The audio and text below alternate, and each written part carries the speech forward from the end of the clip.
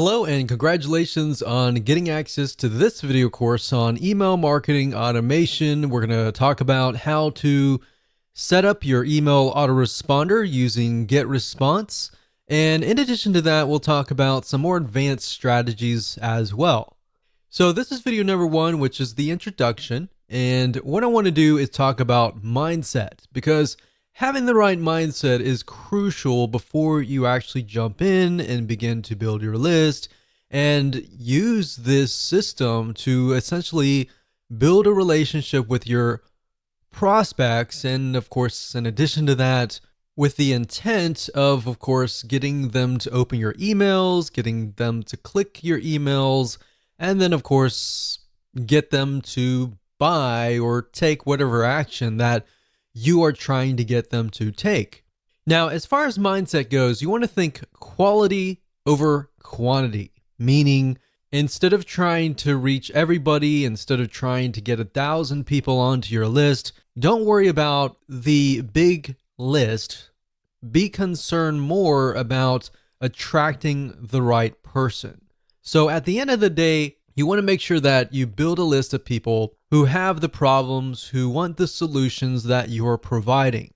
Now let's talk about what you need. Obviously, you're going to need to have a autoresponder account, and we're going to be using GetResponse. So if you want to go to getresponse.com and create an account, you can do that, and we'll be walking you through step by step. You need to have a product or service to sell, or an affiliate product. So either it's going to be your own product, or it's going to be somebody else's product. But either case, you're going to need to have an end goal. You also want to have access to an email autoresponder series. In other words, a bunch of emails that are sequenced from day 1, day 2, or however you want to set it up to build that relationship, to warm people up, essentially.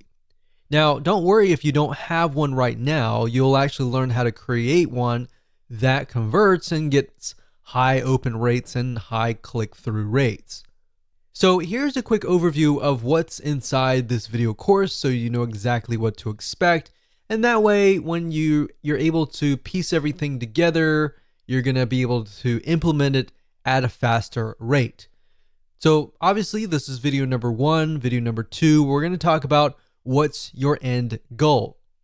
And the reason why this is important is because if you don't have an end goal, you don't know exactly what you're trying to achieve, then you're not going to be able to build the list correctly, right? Video number 3, we're going to talk about creating a connection, understanding the demographic of your prospect, who they are, what their typical day looks like, and that way you're going to be able to write an email series that connects with them, that builds that relationship, that makes them feel like, wow, you're talking directly to me, right?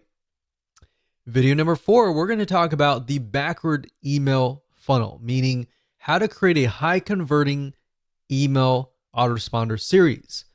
Video number 5 is going to be a quick overview of GetResponse, meaning we're going to jump right in. I'm going to show you the dashboard. I'm going to show you around. And that way you get a better idea of what to expect before we actually use GetResponse. Video number 6, we're going to talk about creating a list. So we're going to jump straight in. I'm going to show you how to create a list. I'm going to show you how to set up an autoresponder series in video number 7. Video number 8, we're going to show you how to set up your emails inside of GetResponse. How do you set up day 1, day 2, or based on how you want to set up these series, how do you set those up so that, let's say you have a email autoresponder series of 12 emails. How do you set that up properly so that it is released based on the time that you choose? Video number 9, we'll talk about setting up web forms. And video number 10, we'll talk about list hygiene. Believe it or not, cleaning your list is very important. And if you don't do it frequently, what happens is over time, people's emails get outdated, they delete them, and then you're emailing an email box that is no longer existing. And what that can do for you is that will negatively impact you in the long haul. We'll talk more about that as a bonus, advanced strategy, and how you can essentially make sure that you constantly get a high open rate. So with that said, that's the end of video number 1, and we're going to move on to video number 2. So you've probably heard this over and over again. The money is in the list, or you're able to print money while you sleep. Now, these are true to an extent, and only if you are trying to master the process of attracting prospects, building relationships with them online, and getting them to take action in the form of buying your product or service. Now, the reality is that most business owners like you don't have the luxury of making instant connections with people. So relationship building takes time and must be done delicately and consistently. You can't simply assume someone will buy the first time they sign up on your list. And oftentimes it will take 7 to 12 emails before they really even see the value that you're offering. That said, you can easily do this online via email marketing autoresponders if done properly. In other words, regardless of when someone signs up on your lists, you can talk to them based on what they did. So the problem is most people know that this is what they need to do, but really don't have all the pieces of the puzzle to fit together and don't really know where to start. So if that's you, if you would like to discover how to set up your email autoresponder system using GetResponse so that you can grow an email list that gets higher click-through rates, higher open rates, and converts to sales starting today, then this video course will take you behind the scenes to help you understand how to build a relationship with your list. In fact, you'll gain access to these in-depth videos on email marketing that not only show you how to plan out your email series and how to make sure that you do it so that you can build a relationship with your list, but also how to take that email series and set it up on getresponse.com. Now, as long as you understand the concepts that are taught in this particular video series, you'll actually be able to take it to another email autoresponder system. It doesn't necessarily have to be getresponse.com, but we highly recommend that you start here so that you can master the process and move forward. So here's a breakdown of this 10-part video course in detail. Video number 1 is the introduction. Video number 2, we're going to talk about what's your end goal. One of the big mistakes that a lot of people make before they actually build a list, or even after they've built a list, is they have no end goal, they have no strategy, and therefore what ends up happening is you build a list of people that are just not converting. So we want to prepare you before you even get started. Video number 3, we're going to talk about how to create a connection so that you get higher click-through rates and higher open rates. Video number 4, we're going to talk about backward email funnel, which is a strategy that involves creating a high converting email series. Video number 5, we're going to talk about quick overview of GetResponse. I'm going to give you a view of the dashboard and where everything is laid out.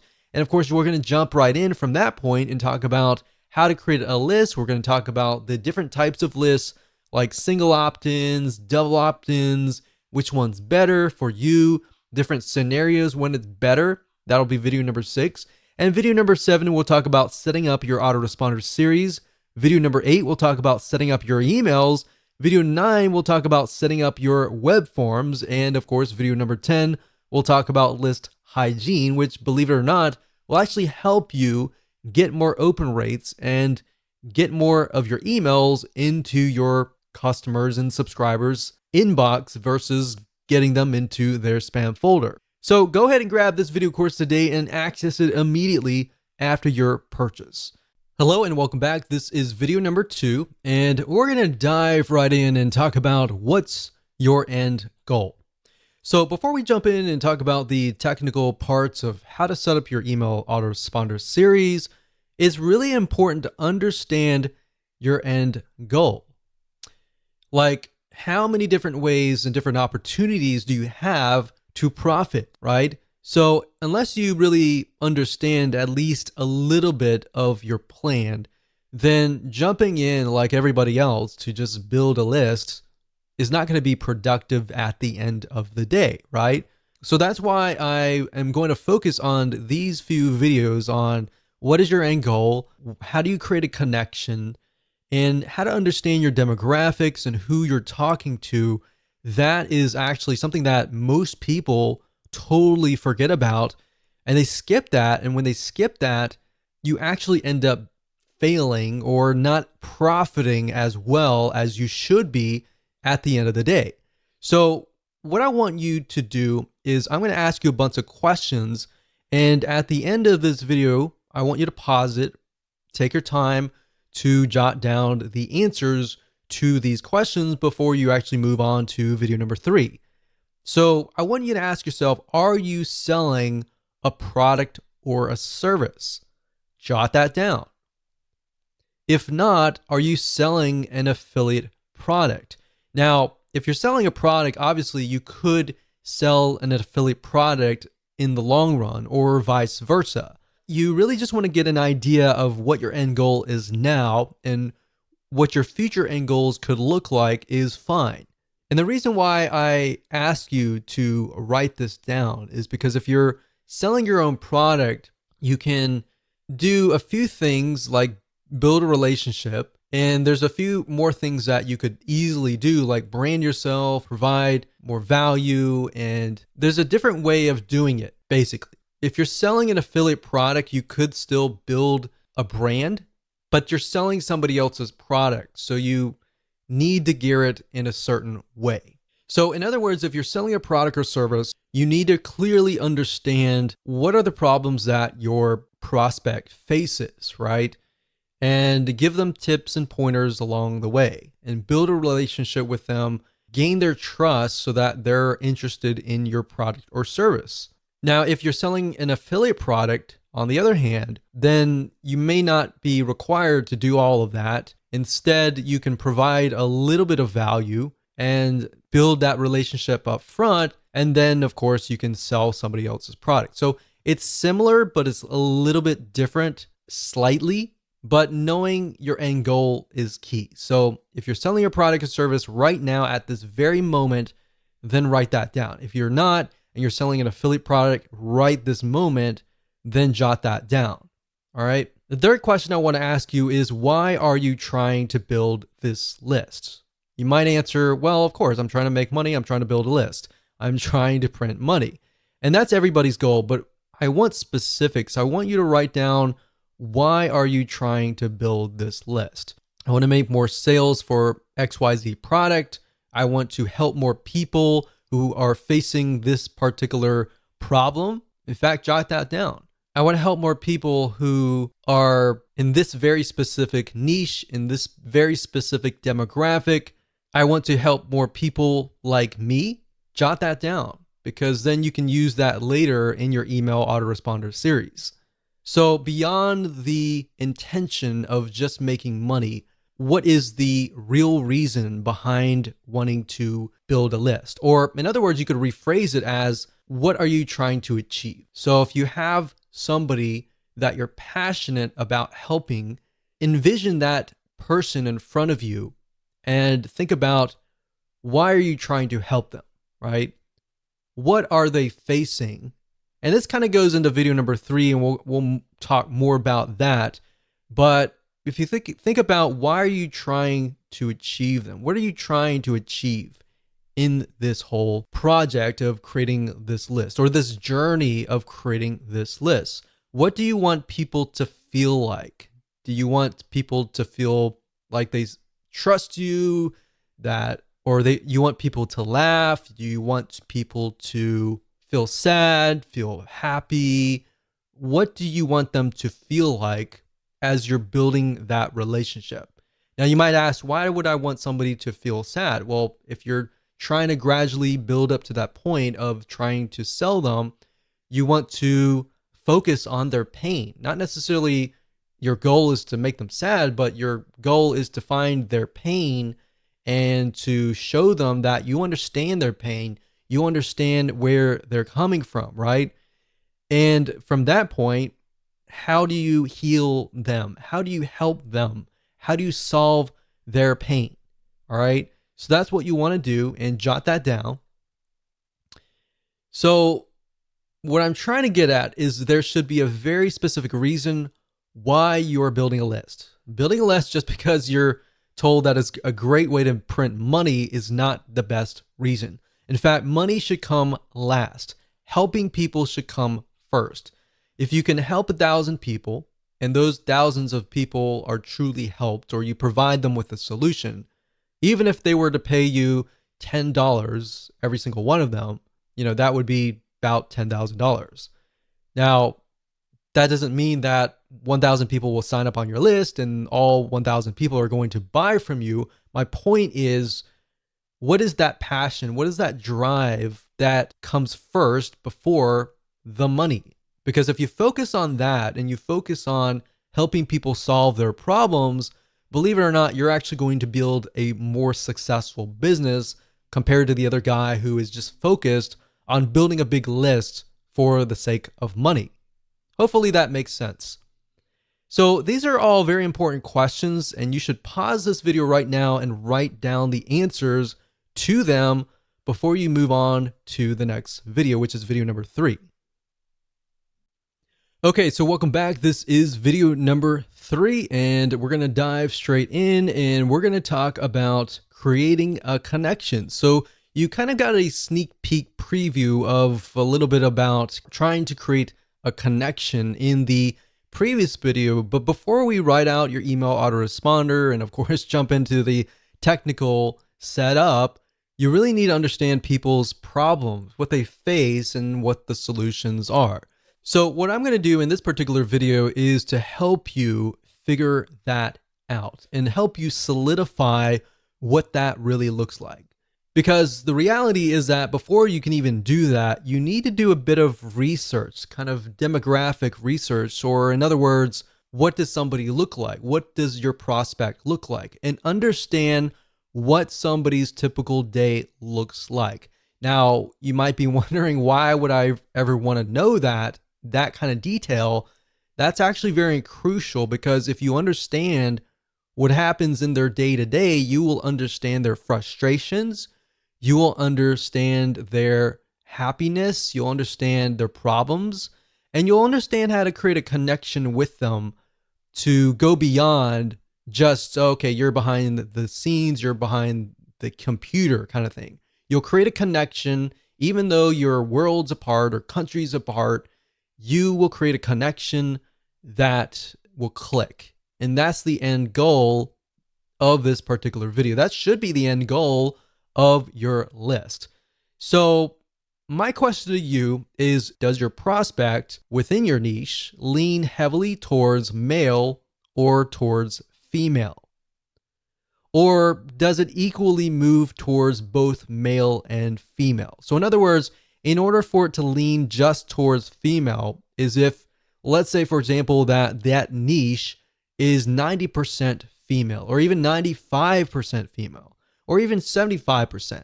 But even 75%, you're kind of moving towards that 50% so that it's both male and female. But if it's heavily towards males or heavily towards females, 80% above or 90% or above, then you want to jot that down. The next question is, what is your product or service or affiliate program trying to solve? So let's pick a niche. For example, survival niche. That niche tends to lean more towards males. And if you think about it, why would they be interested in survival? Well, natural disasters like earthquakes, tornadoes, and all of that can happen. The best thing to do is be prepared. So a lot of times, whoever the breadwinner is, male or female, but this just happens to lean towards males more heavily, they think about what could happen in those situations. Is my family prepared? Or am I prepared enough to help my family in these dire situations? So if you have a product in that case, then you could essentially build a lead magnet or an email autoresponder series that touches on those pains, those fears, the ones that keep them up at night, knowing whether or not their family is going to be safe in these natural disasters. It doesn't matter if you're selling a product or service or an affiliate program. the whole goal of every single one of these items is to build a relationship first. Then you can sell your product, then you can sell your service, and then of course, then you can sell your affiliate program. So oftentimes you'll find that the best converting email autoresponder series, they tend to build a relationship first rather than selling first. A lot of times if you sell first, you'll actually scare people off or piss people off, and they'll simply go to your competitor. So if you think about these things and what essentially keeps them up at night, jot that down right now. In fact, pause this video and jot that down so that you have a better understanding of what you could potentially talk about in your email autoresponder series. And while yes, it does seem a little bit basic, and while you may have heard this over and over again, and you might be thinking, yeah, whatever, let's get on with it. Really, trust me, this is actually very, very important. And this is something that we didn't really even think about long ago when we built lists, and we couldn't figure out why the lists weren't converting. Is because if you start with the problem, the pain, and move on to the solution, you have a better gauge of where people are at and how you can get them to a certain point. But if you build a list to build a list without any sort of plan, without even understanding their problems and pains and all that, you don't really know where, in what stage they are at. Does that make sense? So believe it or not, this is extremely important. You need to jot these solutions down so that people feel connected to you, or else, of course, they'll leave. So with that said, let's move on to video number 4. Hello and welcome to video number 4. We're going to talk about the backward email funnel. Now it's time to start mapping out your email series.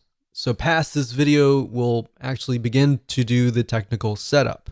So obviously, if you do not have an email series yet, then make sure to watch this video step by step, watch it twice, because we're going to show you how to create a high converting email funnel. Even if you have an email series that is already written up, I highly recommend that you watch this video, because we're going to talk about some more advanced strategies that will help you create an email series that will get higher open rates and higher click-through rates. So if somebody gets your email, they're going to be interested and they're going to click through. So to speed things up, you're going to learn how to set up a backward email funnel based on what you wrote in video number 3. So if you didn't jot things down, then make sure you go back and do that. But of course, if you're a visual learner and you want to watch through everything first, that's fine too. Now, the point of the backward email funnel is to start at the very last email, which typically starts with "buy my stuff" emails. And it'll make more sense when I show a mind map and the process of how to create the funnel. Now, the reason why we want to go backwards is because psychologically, when you move forwards, when you write the first welcome email, the second email, and all of that, it's actually very hard for the brain to think that way. In fact, if you start at the very last end goal, which is "buy my stuff," you'll begin to think of the missing pieces and how you can fill out. Let's say you have email number 12. You'll figure out email 11, 10, 9, 8, 7, 6, 5, 4, 3, 2, 1 very, very easily. And it actually, psychologically, you'll be able to speed it up. You'll be able to create a higher converting email funnel. So to kind of give you a brief idea, the emails before that should build a relationship, should hone in on the pain, because you got to assume that the people that are coming to this list are people that do not know you. But of course, if they know you, then that's even better. So what you're trying to do is do the worst case scenario where people do not know you. Create an email autoresponder series based on that. If you do that, you'll actually get a higher conversion rate. Obviously, there's no guarantee, but statistically from our own test, that's what we found. So in other words, most of your prospects aren't going to know you. They just have an issue or a problem that they want solved. In fact, most of them don't really care about you. They just want a solution to their problems. Now, of course, over time, as You write to them, you give them solutions to their problems, not the complete solution, which is going to be the end goal, the product or service or affiliate product, but little snippets of gold, little snippets of tips here and there. Over time, they will build a relationship with you. To make more sense, what I'm going to do now is break things down via a mind mapping software. So let's go ahead and do that right now. Okay, so now we are at Lucidchart, which is a flowchart system. Now, you don't need to use them. You can use anything that you would like to use. You can even use a piece of paper. The point being is that a lot of people, they tend to start with the welcome email, or they immediately go into buy my stuff. And if you think about it from your own standpoint, if you're interested, but you're not really interested in any specific product, but you are interested in maybe solving your problem. I mean, who likes to go to car dealerships and have somebody hound over you to say buy, right? Most of us, unless we've done our own research before and we're there to buy, we're not ready, right?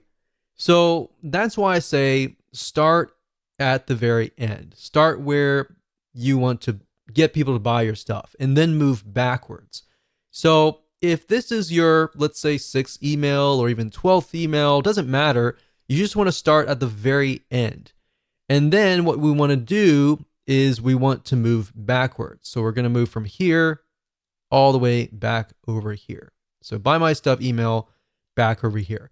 Now you might be thinking, well, what exactly does that look like? So let's take, for example, the example that we talked about earlier about the survival product. So let's say, for example, that we are selling survival kits, maybe meal kits. So what is related to meal kits? So if you think about it, when you have an earthquake or you have a tornado and all the power grid has essentially been disabled and you don't have access to a microwave or anything like that, then how do you survive? So what kind of content could you essentially provide? So if we open up our little nifty notepad here, we could just start brainstorming survival meal kits. Maybe the top 10 ways to create your own survival meals.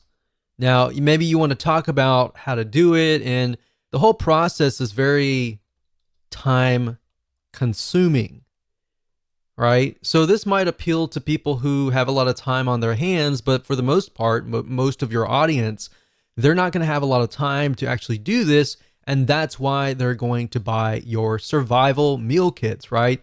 So maybe you can talk about top 10 ways to create your own top number 10s, and start with the number 10 and then go to 9, 8, 7, 6, 5, 4, 3, 2, 1 kind of thing. So maybe at the last one, you mention that and you say, well, this process is very time consuming.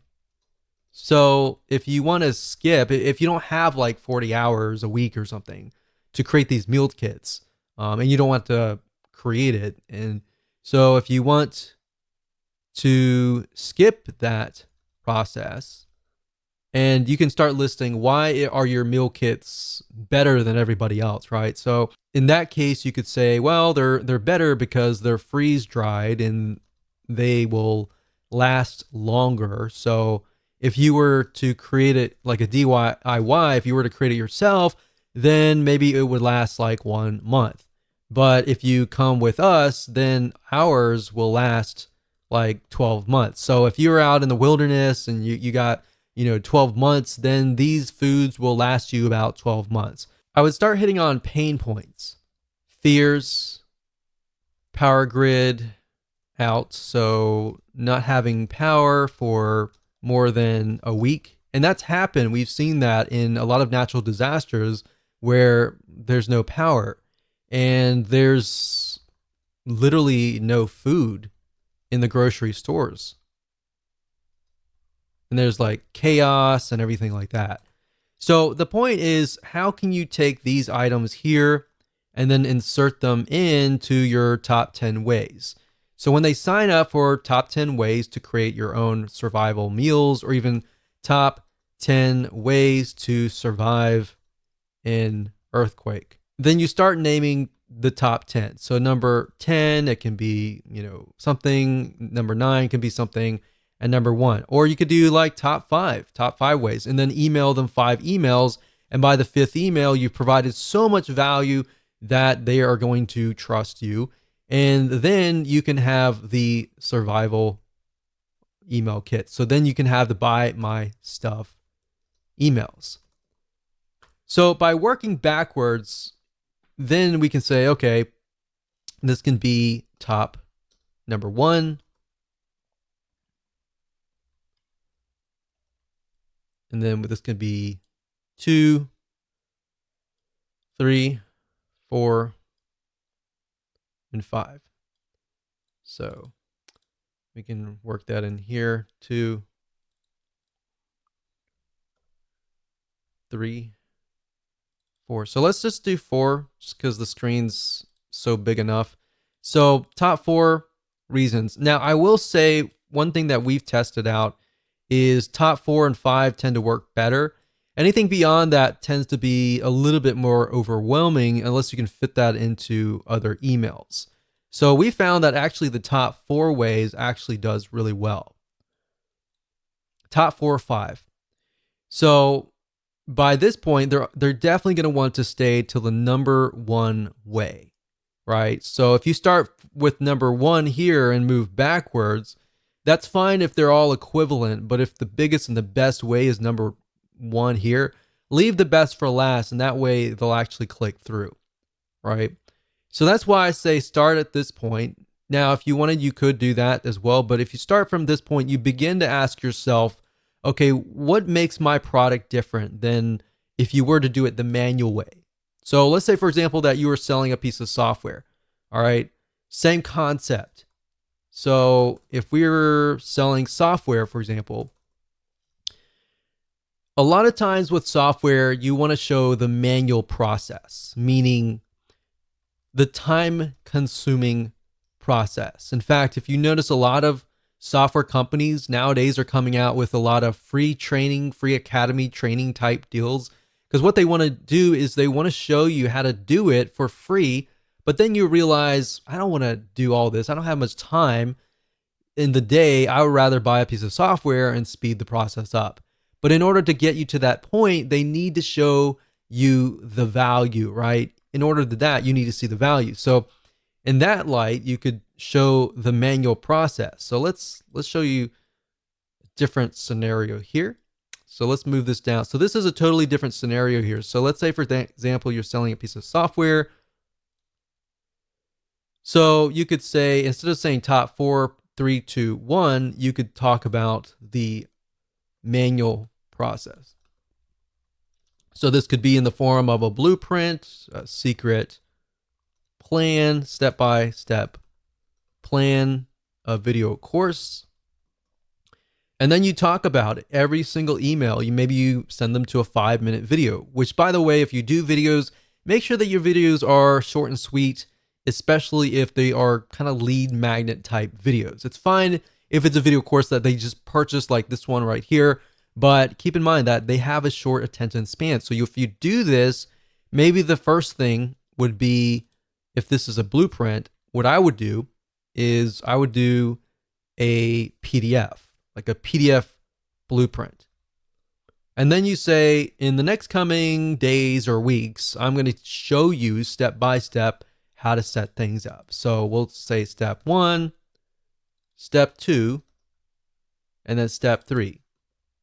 So what you're doing here is you're showing that they need all of these emails in order to create a complete system. If you give everything up front at the first email, they're not going to have a reason to stay, right? So you want to make sure that you have it so that this is a complete system. So if they unsubscribe here, it's going to feel incomplete.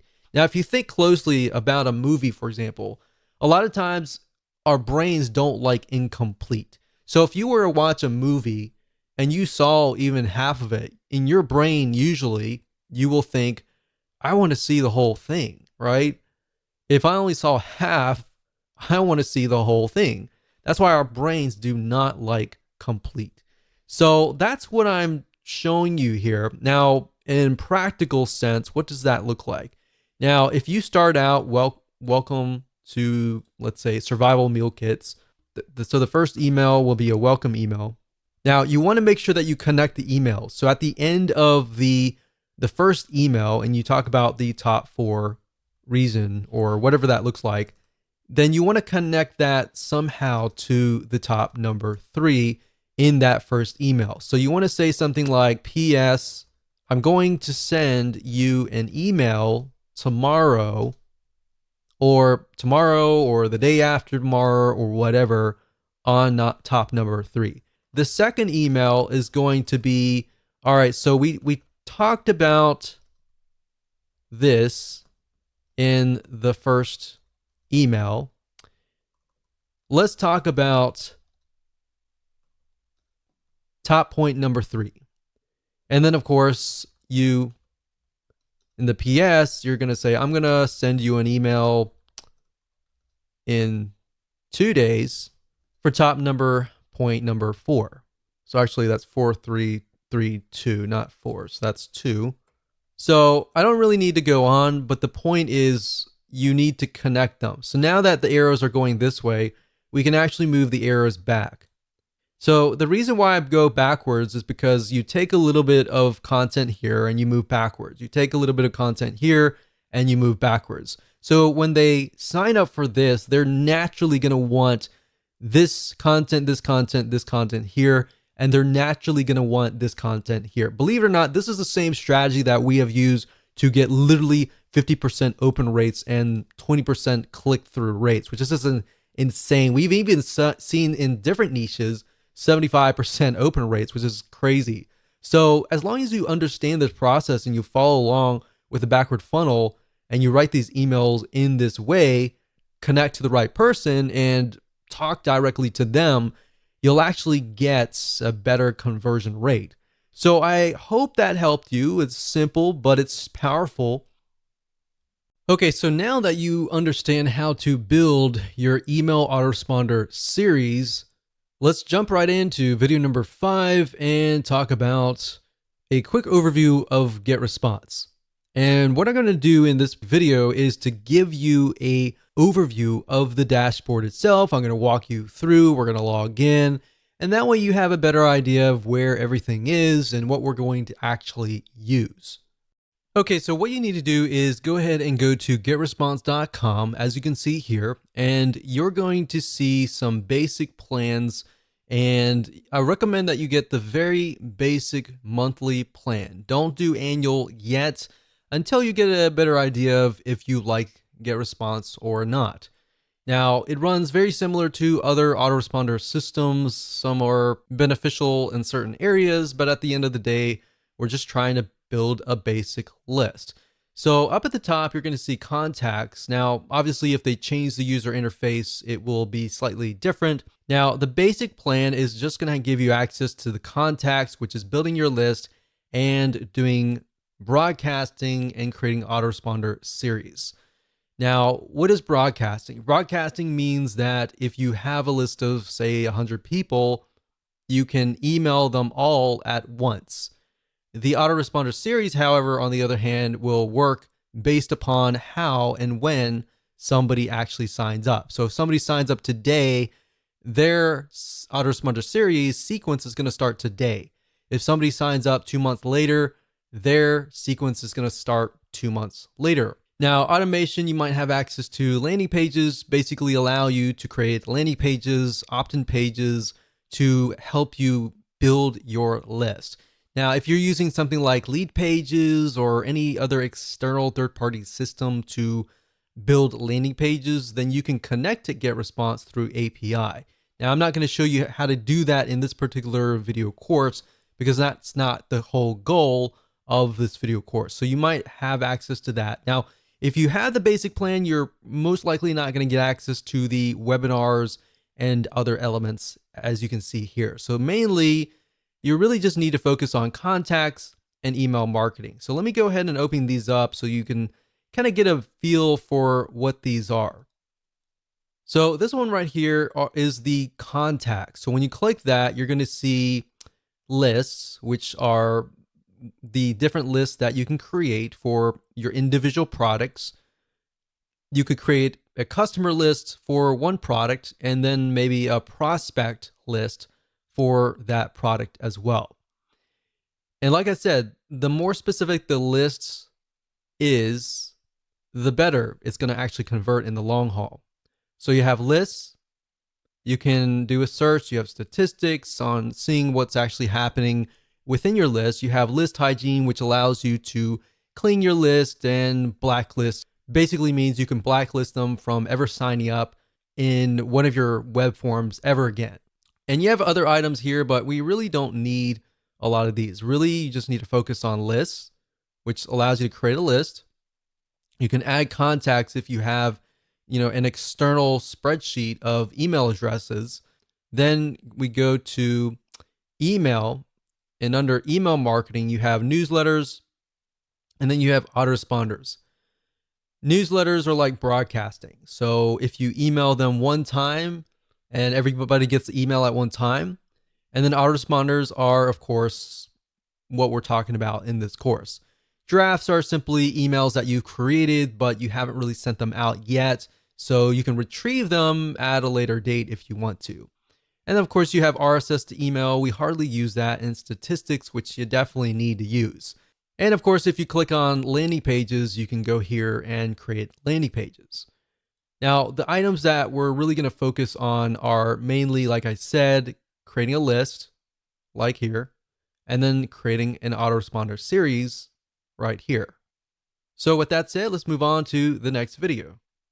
Hello and welcome back. This is video number 7, and we're going to dive right in and talk about setting up your autoresponder series. So once you create a list, you need to set up an autoresponder within GetResponse. Now, understanding how an autoresponder works is actually more important than understanding the technical parts. The technical is actually very easy.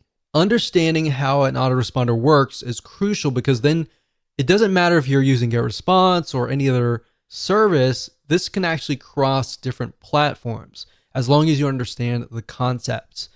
Now, an autoresponder allows you to choose when you email your subscribers, the time zone, all of that. Now, a very common question that we have seen is, when should you email your subscribers? Or even, how many times should you email your list?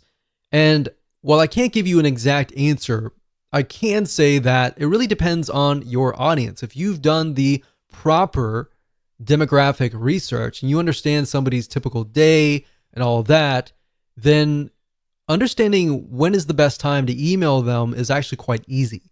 Now, the beauty of GetResponse is that you can set it up to email them following the same time that they signed up, meaning you can catch them at the best time that they signed up. So let's say, for example, that one of your subscribers signed up on Wednesday at 3 p.m.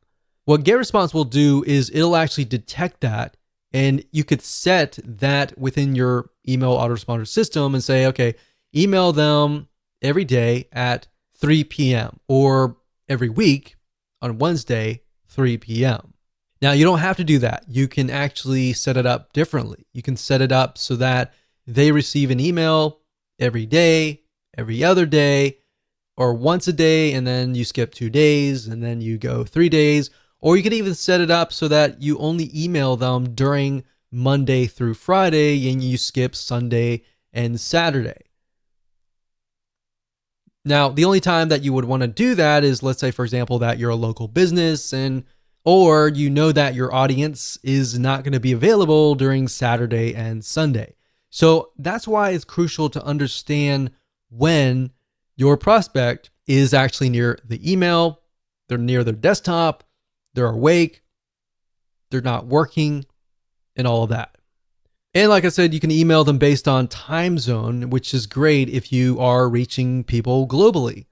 That said, what we have found, though, across the board in different niches is that we found that 10 a.m. or even 10:30 a.m. is to be the best time to email. What we found is weekends are also awful, and they're very awfully low in open rates, but they tend to be higher in quality click rates, meaning out of 1,000 people, you may normally get 400 people to open your emails during the week, but maybe during the weekend, you might only get 300. But out of those 300 people opening that email, they might click through at a higher rate. We can't give you a definite answer with that as well because different niches are different. Another thing we found is that Mondays tend to be low, and that typically is because people are coming off the weekend, they're tired, and they a lot of times don't really want to check their email. They have to check their email, but they may not really want to check their email, or they're catching up on things and they're really, really busy. But we found that often Tuesdays or Thursdays tend to have higher open rates. Now, if you want, you can go to Google and type in the best time to email your audience in a specific niche, and you might actually get that data. Because a lot of the email autoresponder services out there will actually collect this data and provide that to you. Like I said, at the end of the day, you don't really know. Unless you really know your audience and you know what their typical day looks like. Out of 1,000 people, the majority of people, they wake up, they go to work, they come back. Maybe during lunchtime, they are actually near the computer at 12 p.m. or even 11:30 p.m. You know that. And you know that they come back home. The best time to reach them maybe 7:30 or 8 p.m. during their time. So that's why understanding their typical day and what that looks like is so, so crucial. So now that I've covered some basics here, let's jump right in, go to Get Response, and I'm going to show you how to set up an autoresponder series using the Get Response system. So there are two different ways to create an autoresponder series. You can either go under email marketing and straight to autoresponders, or you can go the roundabout way if you're at the contact list section and go under contact lists, go where we showed you earlier and select show autoresponders. But if you select that, you're essentially going to be sent over here. So it's just easier to go here. But I wanted to show you that just in case you have a better idea on how to navigate Get Response. So now that we're here, we can click Create New, and we're going to create a new autoresponder. So this was the new tests list 1. And we could call this like survival meal. So this is obviously for you and you alone. Now on the list, we have to connect the autoresponder to the list. So we have to select this and then find the list, which is the new list 1. So we're going to click this. And as you can see here, I went ahead and selected that. So you need to connect that too, otherwise it's not going to work. Now, right here, this tells you when do you want the first message to be received. So after they confirm that they are indeed real and genuine, then the next thing is when do you want them to receive the email? Now, it's my recommendation that you immediately send them an email. So I would put day 0. And while that doesn't really make sense because it should be day 1, that's how most autoresponders are set up. So day 0 really means 1, immediately. Day 1 usually means the next day, 24 hours after that. So that's that. You can send the message immediately with delay of. So if you select that, you could say, well, I want them to receive it maybe a couple hours later. So the way and the reason why you would need to do that is, let's say, for example, that you're a consultant and you get people signing up on your forms and you say to them like, okay, if once you sign up, we'll look through your details, and if you're legit, we'll start sending you emails, kind of deal. Or if it's a local business, you could specify that I only want to email on Monday, Tuesday, Wednesday, Thursday, Friday. We'll negate Saturday and Sunday. You could do that as well. So you could send immediately on these days and skip out on Saturday and Sunday. Now, if you're selling info products or software or anything that relies on emailing 24/7 and you don't really want to remove a certain day, you want to make sure that all the checkboxes are chosen. So now what we need to do is we can create the first email. So I'm actually going to dive further into this into the next video, but all you have to do is click create new email, and I'll create the first email here, and then we'll show you how to create the other emails in the future videos. But the message name is the name that will appear in the list of your messages. It's not going to be seen from your subscriber's point of view, but it's just there so that you know what that email is. So if we say survival kits email 1, and that's just for us, the subject of course will be different. That's something that your subscribers will see. So you definitely don't want to put the message name. So we could say something like welcome to survival. And then when you're done, you click on next. Now I don't want to cover too much because we're going to actually show you that in the next video. Welcome to video number 6, and we're going to start getting technical, and I'm going to show you how to create a list within GetResponse. And a list is basically the first step. You can think of it like your campaign, and some autoresponder services will actually use campaign as the name of the list. So you'll see list, you'll see campaign, and it's pretty much all the same thing. Now, before we talk about different ways to build your list and different types of opt-ins like single opt-in or double opt-in confirmation lists, and which one is potentially better for you, when you create your lists, a lot of times a question might arise, which is, should you create a different list for every single product that you have? Should you create a different list for every different affiliate product that you're promoting? And the answer for that is this: yes. And the reason why is because when you're creating your list, you want to get as specific as possible. You don't want to have one list that covers 5 different products, because you're not going to know which product is which customer has purchased which product, right? And even if you can segment it further and deeper than that, like let's say somebody has purchased this product, but they also purchased like a one-time offer.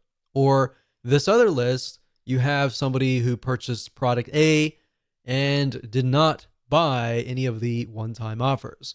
So that way you have a better view of who is actually on that list. And that way you understand exactly what stage they are coming from. Now, what I want to do now is talk about double opt-in versus single opt-in. And this is a very common question that is asked over and over again, and a very, very important question. Now, if you don't know what these are, pay close attention. We're going to talk more about what each of them are. And then, of course, we'll talk about the advantages and disadvantages. So single opt-in means if somebody subscribes to your email list, they go to your landing page, they fill in their name and their email address, and that's it. When they click submit, they get automatically added to your list. Now, here is the problem with that. If they do that, there's no way to prevent them from entering a fake email address. So nowadays, most people are very reluctant on giving out their email address. So therefore, there's a lot of email services out there that give you a disposable email address that only lasts sometimes 10 minutes. Now, the problem with that is that when you get fake subscribers, it will actually hurt you in the long run, especially when you email fake emails. Because at the end, whenever you send out emails, Gmail, AOL, and big companies like that, they'll see that you're sending emails to fake emails, and then of course, they will think that you're a spammer. So what we found is 3 out of 9 times, or even more, sometimes even a half, most people will enter a fake email. So the bad news is if you build a list of single opt-in subscribers, your email service will assume that you're a spammer, and then out of nowhere, your account will get shut down months later. Or worse, you can continue emailing them, but all these different email service providers, or what we call ESPs, like Gmail, AOL, and more, they will start listing you and blacklisting you as a spammer. So every time you email out, you don't know how many of those emails are actually getting to your subscribers' email box. So even the people that want to hear from you, the emails might be going to their spam folder. So this isn't something that a lot of people are told and when they begin, and they normally find out later. So if you don't even know about this, then this is actually very common. Most people don't really realize that this is actually happening. Now, one way a single opt-in can work is if you are getting customers to subscribe to your list because they already trust you. So the only time that I would use single opt-in, in other words, is for people that actually trust you and that have spent money to trust you. Here's what double opt-in is. Double opt-in is when somebody signs up, and let's use the example before where they fill in their name and email address on your landing page and they click submit. Now, at this point, they're not going to be added to your list. They're going to be added to a sort of pending list. Now, what they have to do in this case is they have to prove that they are the owner of the email. So what happens is they get sent an email asking them to click a confirmation link. And when they click that, and once that is done, then of course they're added to your email list. Now, if they fill in the name and email address and it's all fake, then of course think about that. That email will never reach them. And that protects you by allowing you to build a quality list. So instead of building a big list of 1,000 people, you might be building a list of 100 or 200 people, but these people are basically saying, I want to hear from you. Now, there have been studies, there have been tests. Some say that double opt-in works better. Some say that single opt-in works better. So really, at the end of the day, you're not going to know until you actually test it out. Now, given that double opt-in, if you send about 1,000 people and you get, let's say, for example, a 50% conversion rate, then 500 people may opt in. And if it's a single opt-in, then of course 500 people would be added to your list.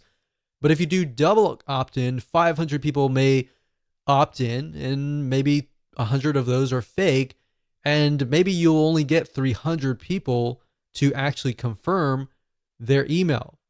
But at the end of the day, what we found is double opt-in actually converts better. You're going to get a higher conversion rate, higher open rate, and higher click-through rate. That's going to help you as far as dealing with the email service providers like Gmail, AOL, and all these other email service providers. And your reputation will move up. Your emails, when you send them out, are going to land in people's email inboxes. And of course, because you're emailing people that want to hear from you.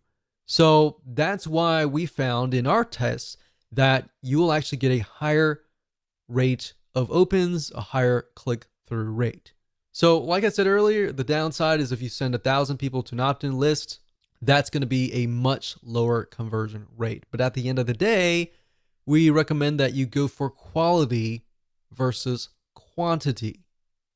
So now that that is out of the way and we've talked about the fundamentals and some advanced strategies, let me show you how to create a list within GetResponse and explain some details surrounding this feature inside of GetResponse. Okay, so as far as creating a list, it's actually very easy to do once you understand how everything is laid out. So even though it might take me about 5 or so minutes to teach you, once you get a hang of this and once you start creating a list after list after list, it'll actually be easy. In fact, as I will show you in just a minute, once you have created your list and you've created all the settings and done all that, once you create the second list, you can actually copy the settings from the prior list. So you don't have to set everything up again, essentially. So what you need to do is go under context, click on lists, click create list, and then of course, name your list. So we're going to do a new test list 1. And of course, you can click copy existing list settings. So if you've already created a list before, you can select that. You can select the list that you want. So you could select whatever lists that relates to that particular product, and then set that and click create. So we're not going to copy any settings here. We're just going to do it from scratch. We're going to click create, and there we go. So this right here is the new list.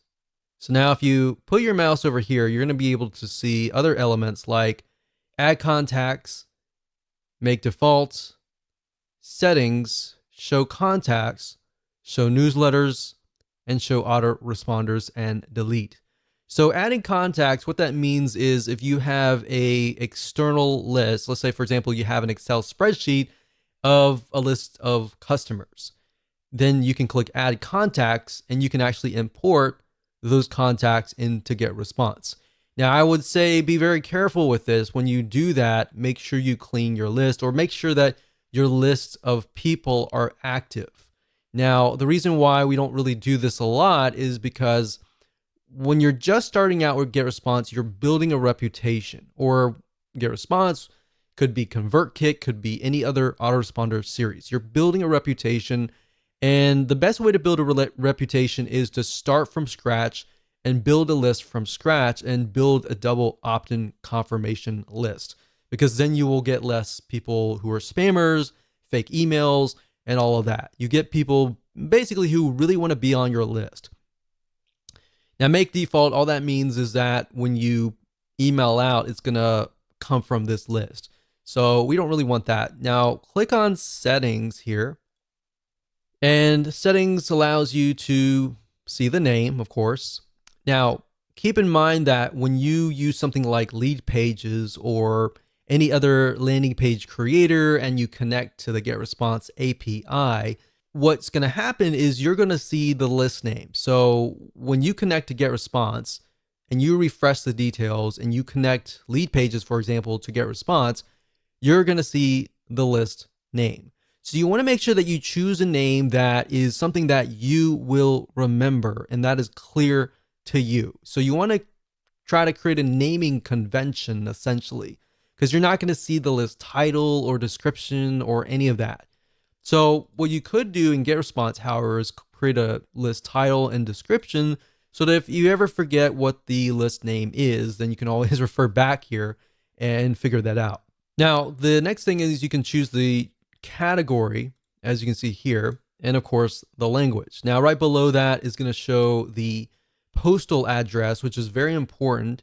And this address is going to show on all of your emails. So anytime you send out a newsletter broadcast, which is to everybody, or an autoresponder series, they're going to see your mailing address at the very bottom. So if you want to, for example, rent a UPS mailbox or a post box and put that there instead of putting your own private mailing address, that would be highly recommended for you to do. Now, of course, this just allows you to customize the list. You can add your logo and all of that. Now, if we click on subscription up at the top here, you can see that this option will allow you to receive subscription notifications. So basically, every time somebody signs up on your list, you'll receive a notification.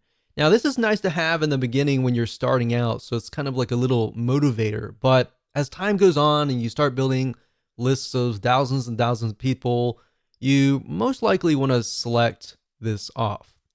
Now, what this here, it says require extra confirmations, double opt-in. What that means is the double opt-in list. Now, if you select this here, what that will do is whenever you create a web form and somebody signs up on that web form, they will be required to obviously confirm that they are real. So we highly recommend that you do that. Now, API subscriptions, what that means is that if you're using a third-party system like lead pages and you're connecting through API and somebody signs up through there, unless you select this, it won't be double opt-in. If you deselect this, then it'll be single opt-in. So that's the main differences between these two. Now it says preview pages your contacts will see. So this is very standard. Once you understand this, this will be standard throughout other systems. But the confirmation page is a page your contacts see after they confirm sign up. All right. So if somebody were to sign up via the web form and they click the confirmation link, they'll be sent directly to this page. And then, of course, the unsubscribe page is the page whenever they click the unsubscribe link. So unsubscribe success page basically means the page your contacts see after they unsubscribe. And of course, newsletter directory, your newsletter archive page. We don't really use that unless you want to show people all of your archives. And of course, you can tell the system where you want to host your confirmation page, either getresponse.com or a custom URL. So if you don't want to use getresponse.com's standard page and you want to use your own page on your own domain, you can select this and send them directly over to there.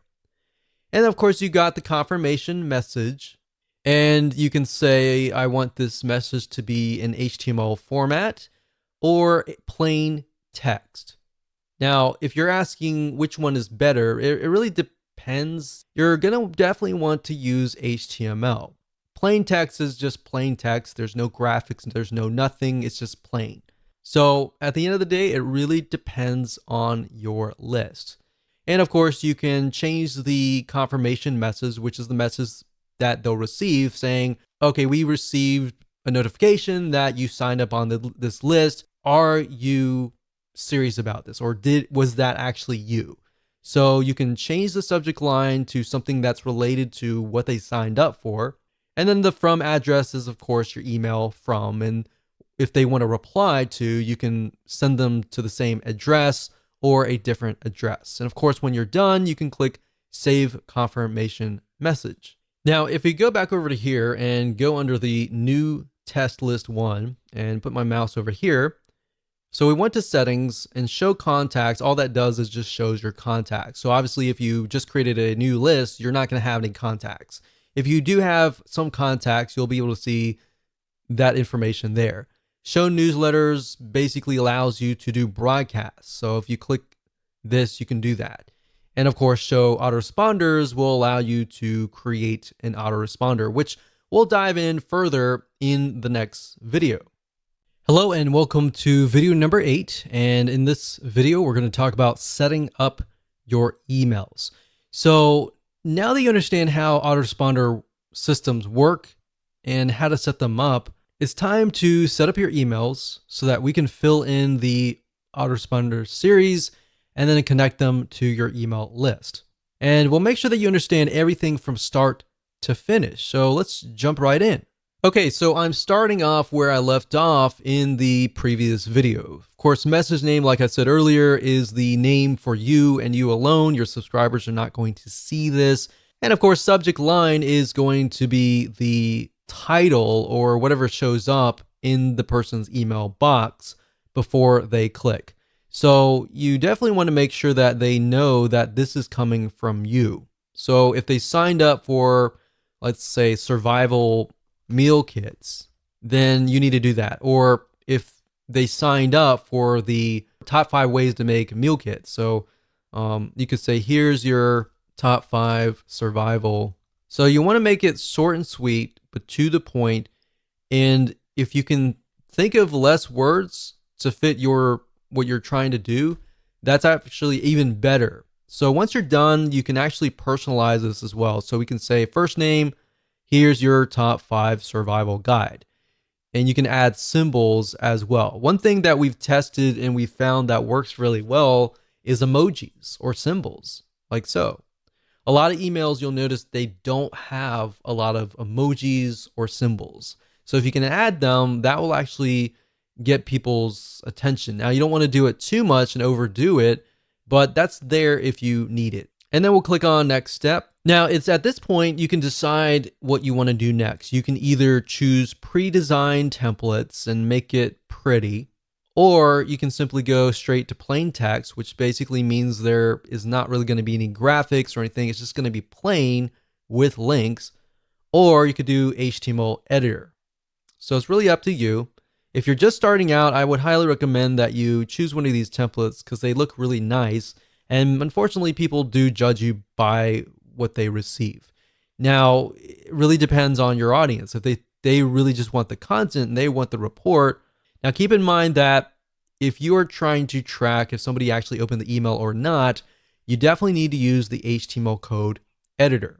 The plain text editor doesn't really track that information, but what it does track is if somebody clicks on your link.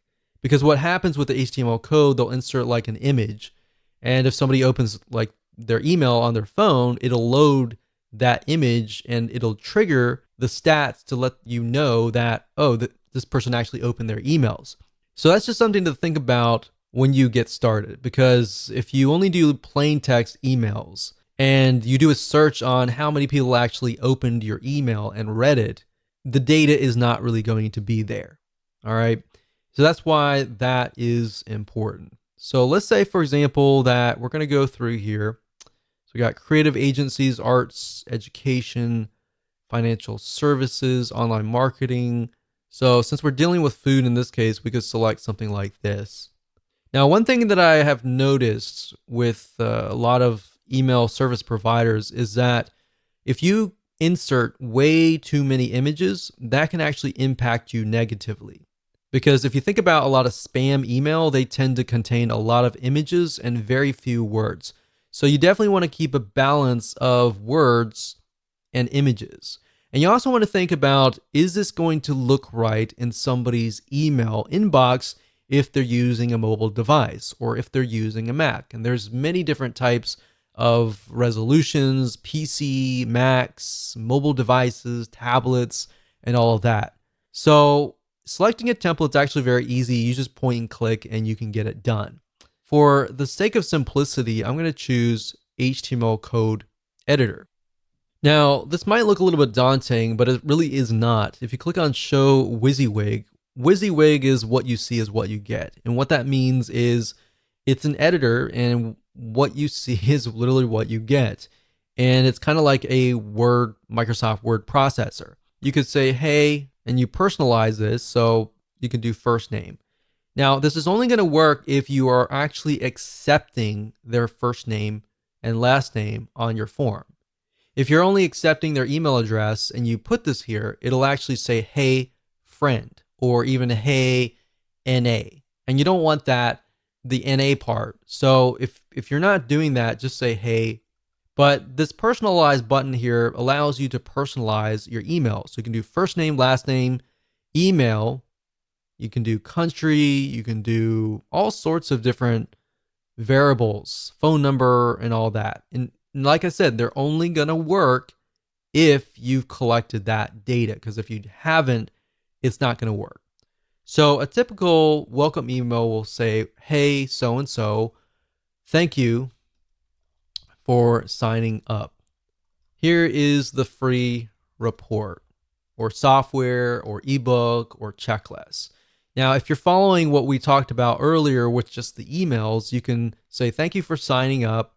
Here's the top number 1 or top number 4 way to create your own survival meal kit. So you can enter that information down below here, or you can include a link. So if you were to include a link, let's just use Google, for example. So http://www.google.com.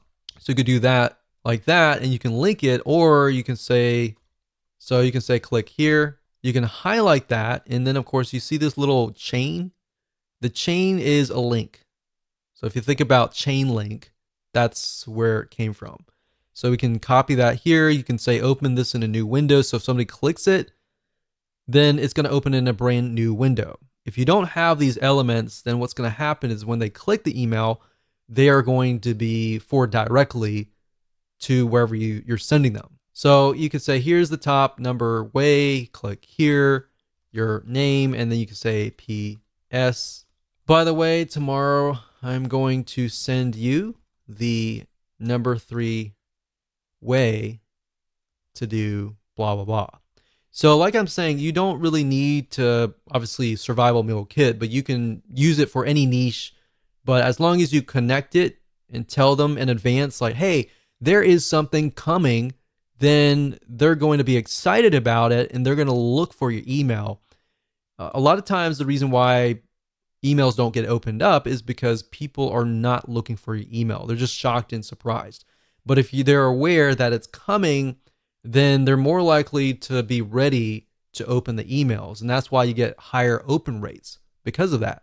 Now, one thing I will say is what's nice about GetResponse is down here, when you're done, under test message, you can click inbox preview. And what that will do is it'll show you what it looks like in people's inboxes. So if it doesn't look right, you can always change it around. Now, the spam score allows you to see what your score might be. And in other words, how will your emails get to the inbox, or will it go through to the spam folder? Now, the nice thing about GetResponse is it tells you what you need to do. Now, this isn't really something that you can touch, but these here, HTML right here, there's no HTML tag. So because there's no HTML tag, I got a negative 0.6. So how do we bring that lower? Well, I'm going to show you. If you click on hide WYSIWYG, you're going to see HTML code. Now, don't make this scare you in any way. I'm going to show you how. So if we zoom in here, if we type in bracket, open bracket, close bracket, HTML, open bracket, close bracket, body, all right, and then we go to the very end, go to the very end here. So it's going to look like this. It's going to close, but instead of HTML and then body, it's going to be body and then HTML. So we type body, open bracket, close bracket, HTML. And then the thing that you need to do with the ending tag is a slash. The slash is saying, hey, this is ending, and there. So we've got HTML body, body HTML. You don't need to know what HTML is. You just need to follow that. Add those tags to the before and after, and there you go. So as long as it's not like 4 out of 5 or 5 out of 5, you're good. And that's how to do it. So click next step, and then we look at the autoresponder. Everything looks good, and we can click save and publish. And one thing you could do is up at the top here, when you click this here, you can select the list, which is new test list. And it's going to show you all the email autoresponders in here. So these are all the emails. So if you have a second email, we can add a new one and we can tell it when to send it. So as you can see here, this email is being sent and status is on. Send immediately any day of the week. So if we click on create new and we, let's say, for example, create a new email, and then we can name it. So we'll do survival email 2. And on day 1. So now if you want to do it every day, you can. So you create a new email and then a new email, and it's 0, 1, 2, 3, 4, 5, right? And then 6. But if you want it on, let's say, every other day, so we emailed out on the 0 day, we're going to skip the day 1, and day 2 is when we're going to email out. So it's going to be every other day. And the reason why you wouldn't want to do that is because you want to give people the ability to absorb the information. But if it's really short, straight to the point pieces of content, I wouldn't do every other day. I would just go ahead and start emailing them every single day. So I would do that, do the same process, create a new email, subject line, message name, do the same thing I showed you, and then you'll click save and publish and you're good to go.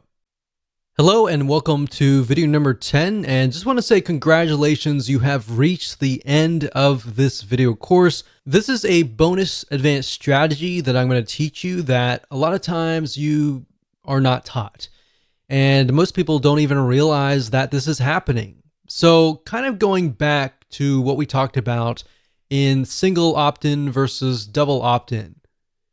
If you create a double opt-in list, you still need to do a little bit of cleaning, but not as much is compared to that of a single opt-in list where you could be getting a bunch of fake emails.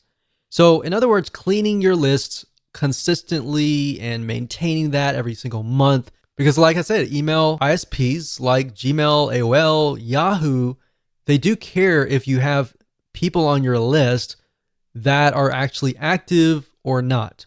If they're not, that can be an issue. So if you have a list of 1,000 people, and out of that list of 1,000 people, you have 100 people on there that are fake, that will actually hurt your email deliverability. So even if you have 900 people on there that are not fake, because the ESP or email service provider sees you as a spammer, they may not allow those 900 emails to even get to your legitimate subscribers, if that makes sense. So how do you go about doing that by using GetResponse? So what I'm going to do now is let's hop on over to getresponse.com, and I'm going to show you step by step how to clean your list. Okay, so there are two different ways to do list hygiene. And one of the ways is by simply going to getresponse.com, logging into your account, going under contacts, and then of course you will see list hygiene. If you go here, you'll see delete contacts or blacklist. If you click on blacklist, this will allow you to enter email addresses of people that you want to blacklist across your whole account.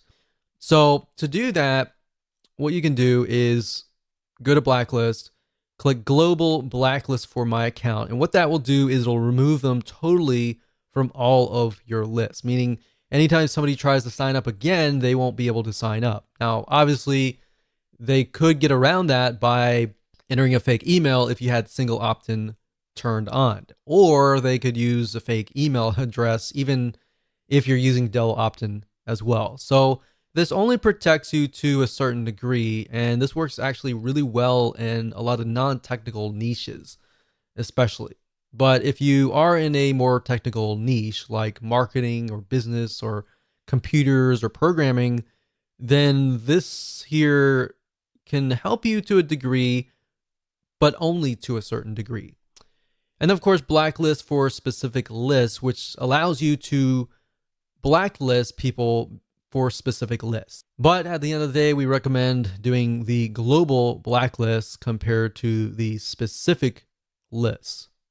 Now, another way of doing list hygiene and finding people that are maybe not active is by going to click search. Now, another way to do list hygiene is go to search and click on advanced search. And what we're trying to do here is find people that maybe who have never opened an email before or have never clicked a link before. Now, one thing to note here is that unless your emails are HTML emails or template-based emails, you're not going to be able to track whether or not they opened the email. So keep that in mind. Another thing is sometimes some devices won't actually load. If for example, Gmail, if you send an email to a Gmail account, a lot of times if you'll notice it says that the user has to click a link to allow Gmail to load an image. And if they don't click that and they open the email, then that's also hard to detect. So that just keep in mind that unless you have HTML email set up, that's one hard indication to go by. Now, one good indication to go by is if they actually click the link. So regardless of it's a plain text email or an HTML email, as long as they click the link, you can detect that. So what I would go by is people who do not click links. All right. What you can do here is you can do all selected lists, any autoresponder setting. So basically we're saying every single subscriber, and we're going to add a condition, and let's say contact actions. So message open. And like I said, it's hard to detect that. So let's say last click date. So if last click date is before a certain date, and we click apply, and we notice that we have about 100 people who have not clicked any links within the last, let's say, 6 months, then you probably want to delete them because that means they're most likely inactive, and you're paying for inactive people. I know psychologically you might be thinking, well, I want to keep that list. What if that list were to come back? You put them into a segment, you email that list, and you say, hey, I noticed that you haven't clicked any links. I wonder why and how I can improve my content to fit your needs.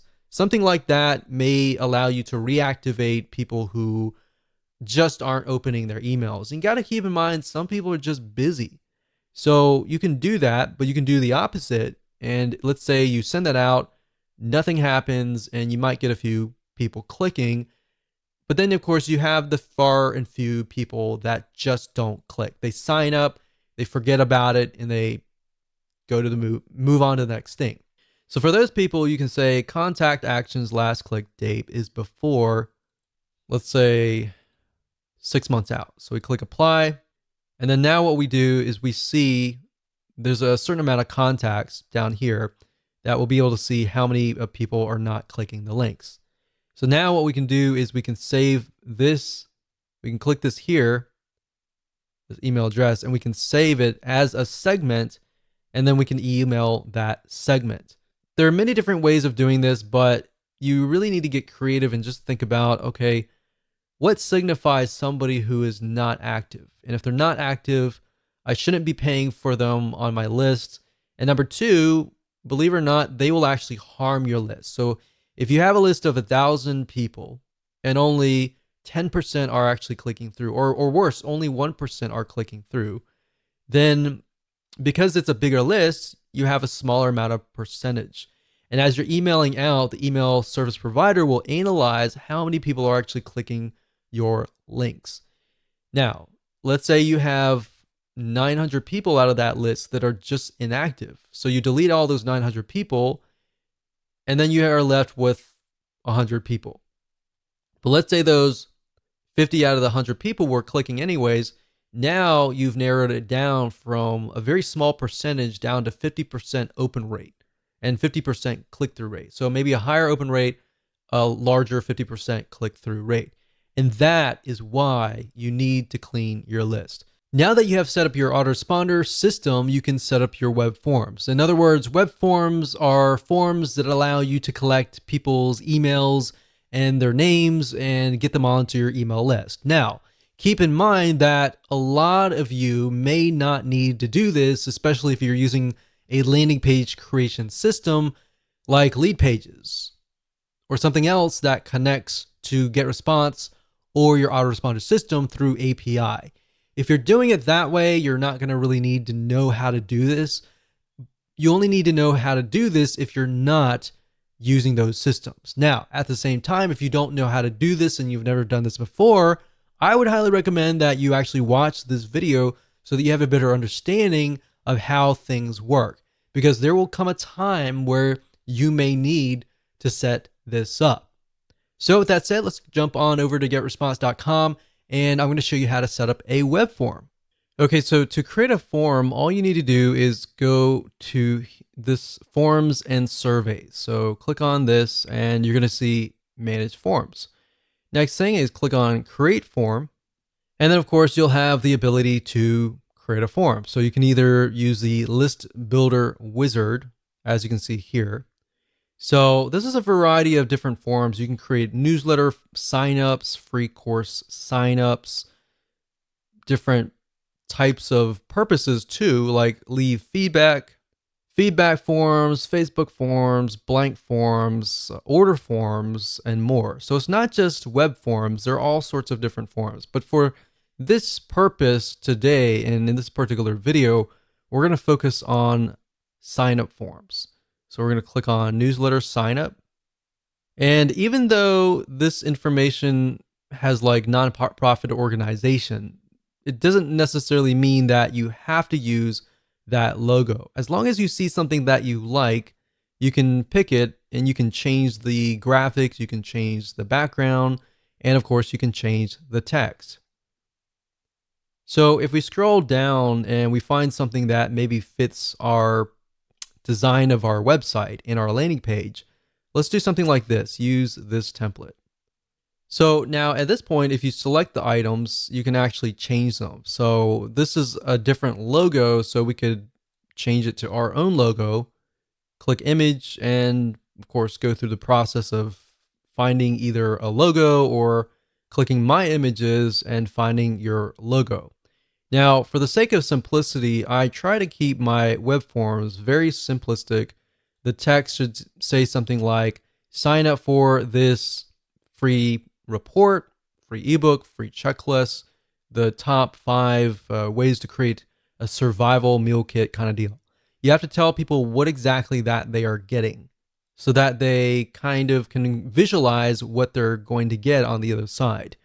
So keep it simple, straightforward, to the point, enter the name, email, and then sign up for updates. Now, what I recommend that you do, and this is something that has worked well for us, is to change this into something like send me